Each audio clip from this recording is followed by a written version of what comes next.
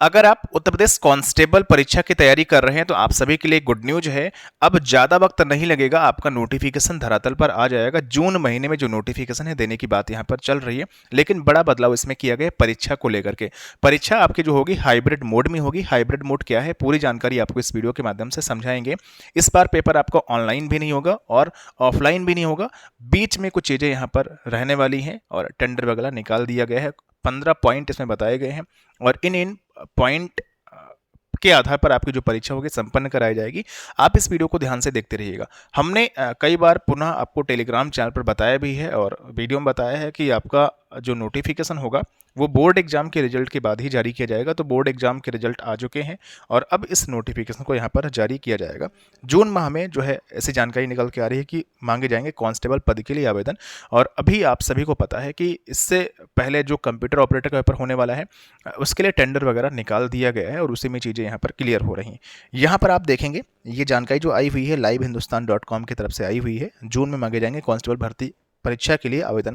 खैर हालांकि इससे पहले कई बार भी जो ये जानकारी है उत्तर प्रदेश पुलिस भर्ती प्रोन्नति बोर्ड की तरफ से कांस्टेबल परीक्षा को लेकर के दी गई है। करीब 40,000 जो पद यहाँ पर आने वाले हैं, लेकिन इस बार जून में तो 100% नोटिफिकेशन यहाँ पर जारी कर दिया जाएगा। ज़्यादा समय आपको नहीं मिलेगा, 3 से 4 महीने का टाइम मिलेगा पढ़ने के लिए। तो आपको अभी से तैयारी अच्छे तरीके से करनी है। एक नया वीडियो हमारा आएगा कि तैयारी कैसे करें, किस बुक से करें और किस टॉपिक पर ज़्यादा फोकस करें, हम आपको नेक्स्ट वीडियो में ज़रूर बताएंगे। फिलहाल जून महीने में जो नोटिफिकेशन है वो यहाँ पर जारी कर दिया जाएगा। इसके अलावा अब हम बात करेंगे इसकी परीक्षा प्रणाली को लेकर के, यानी किस तरीके से पेपर आपको यहाँ पर देना होगा। तो इस बार आपकी जो परीक्षा होने वाली है वो हाइब्रिड मोड से होगी, जो कि आप सभी को पता है कि अभी यूपीएसआई में जो एग्ज़ाम हुआ था उसमें काफ़ी खेल हुआ। हैकर्स ने कंप्यूटर को जो क्या किया कि सीधे रिमोट पे ले लिया और रिमोट पे लेने के बाद उन्होंने जो है माउस के द्वारा जो है सभी क्वेश्चन फटाफट टिक कर दिए 4-5 मिनट के अंदर। और यूपीएसआई में इस तरीके से खेल हुआ, पकड़ा भी गया और चीज़ें आपको अच्छी तरीके से पता भी हैं कि भर्ती किस तरीके से संपन्न हुई है। और इस बार जो माउस आपका रहेगा वो माउस काम नहीं करेगा। ये पहली चीज़ आप नोट डाउन कर लीजिएगा। सारी चीज़ें यहाँ पर मेंशन की गई हैं, 15 पॉइंट में आपको बताने वाले हैं। आप सभी को पता है कि इससे पहले जो एक भर्ती आई हुई थी कर्मचारी शाला के 120 पदों पर परिचालक के और प्रधान परिचालक के, उनको यहाँ पर जल्द से जल्द कंप्लीट किया जाएगा। उसके लिए टेंडर निकाला गया है और इस टेंडर 15 पॉइंट यहाँ पर बताए गए। ये आपके इंग्लिश के पॉइंट हैं, ये आपके हिंदी के पॉइंट मैंने जो है ट्रांसलेट कर लिया है। और ये सेम पैटर्न लागू होगा जो कांस्टेबल की परीक्षा आपकी होगी, जो जून में नोटिफिकेशन आएगा उसके लिए भी, यानी 38,000 40,000 जो पद होने वाले हैं उनके लिए भी सेम चीज़ यहाँ पर लागू होगी। चूँकि एक बार इससे पहले भी जानकारी 3-4 पहले महीने जो है जारी हुई थी उत्तर प्रदेश पुलिस प्रोन्नति बोर्ड की तरफ से और बताया गया था कि हम हाइब्रिड मोड को लागू कर रहे हैं। लेकिन अब यहाँ हाइब्रिड मोड अच्छी तरीके से काम करने वाला है। किस तरीके से काम करेगा, जो टेंडर निकाला गया है उसमें पॉइंट यहाँ पर बताए गए हैं। तो यहाँ पर बताया गया है OMR उत्तर पत्रक सॉफ्टवेयर का तकनीकी विवरण नीचे दिया गया है। हाइब्रिड मोड परीक्षा आयोजित कराने के लिए सॉफ्टवेयर की निम्न विशेषताएं होनी जरूरी है। पहला पॉइंट है CBT आवेदन में लॉगिन करने के लिए लॉगिन क्रेडेंशियल आवश्यक है। जब आप कंप्यूटर पर बैठेंगे तो वहाँ पर आपको करना क्या होगा, एक आपको यूजर आईडी पासवर्ड दिया जाएगा, उसको आपको फिल करना होगा, फिर आपको लॉगिन करना होगा।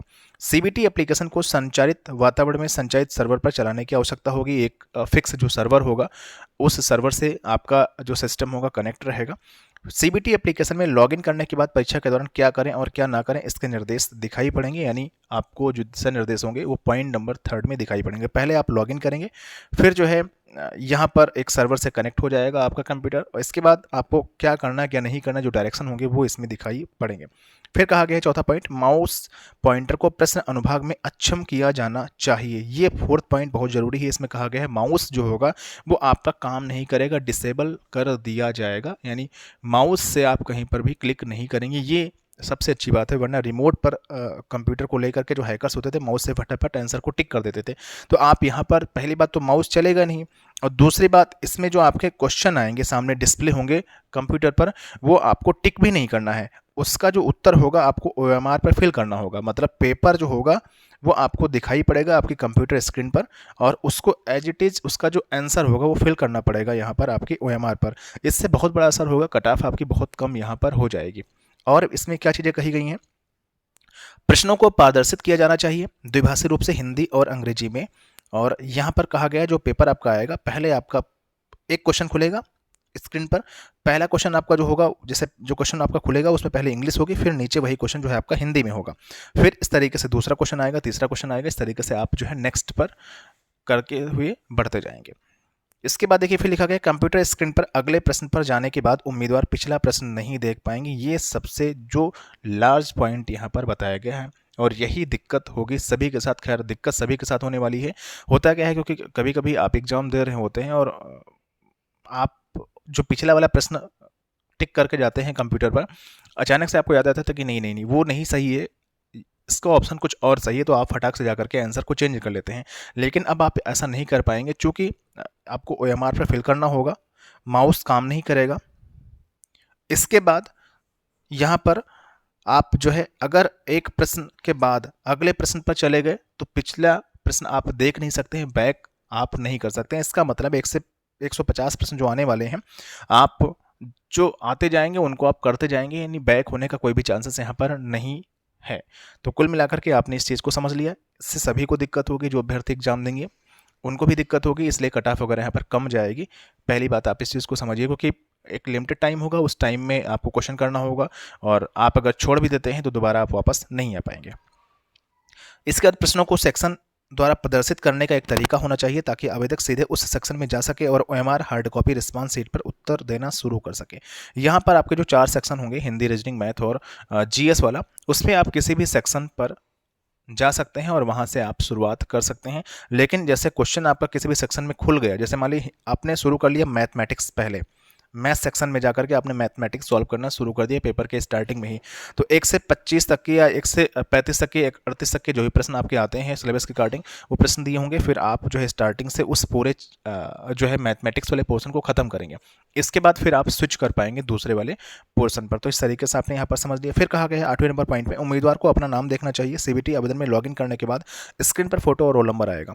जब आप लॉगिन करेंगे, जो आपको यूजर ID पासवर्ड दिया जाएगा, जो परीक्षा केंद्र पहुंचेंगे वहाँ पर एग्जाम हॉल में बैठेंगे, तो वहाँ पर आप जब अपना बायोमेट्रिक करवाएंगे तो फोटो वगैरह और सारी चीज़ें आप जो है आपकी स्क्रीन पर दिखाई पड़ेंगे। फिर यहाँ पर कहा गया है पर एक टाइमर दिखाई देना चाहिए स्क्रीन पर, आपको टाइम दिखाता रहेगा कितना टाइम आपका बचा हुआ है। जब परीक्षा समाप्त होने में 10 मिनट शेष रह जाते हैं तो स्क्रीन पर चेतावनी दिखाई वाला मैसेज आएगा, यानी अलर्ट मैसेज 10 मिनट पहले आपके पास आ जाएगा और कहा जाएगा कि आपका एग्जाम 10 मिनट के अंदर समाप्त होने वाला है। फिर कहा गया है परीक्षा समाप्त होने के बाद CBT आवेदन स्वचालित रूप से बंद हो जाना चाहिए, यानी जैसे आपका परीक्षा समाप्त हो जाती है, टाइम आपका खत्म हो जाता है, तो ऑटोमेटिक सॉफ्टवेयर के द्वारा वो जो पेपर आपने सॉल्व किया होगा वो ऑटोमेटिक वहाँ पर सबमिट हो जाएगा। कुल मिलाकर के पेपर जो होगा, जो दिखाई पड़ रहा होगा, वो ऑटोमेटिक वहाँ पर सबमिट हो जाएगा और बाकी आप OMR पर चीज़ें फिल कर चुके होंगे। OMR ही आपकी चेक होगी और OMR को आपको अच्छे तरीके से भरना भी होगा।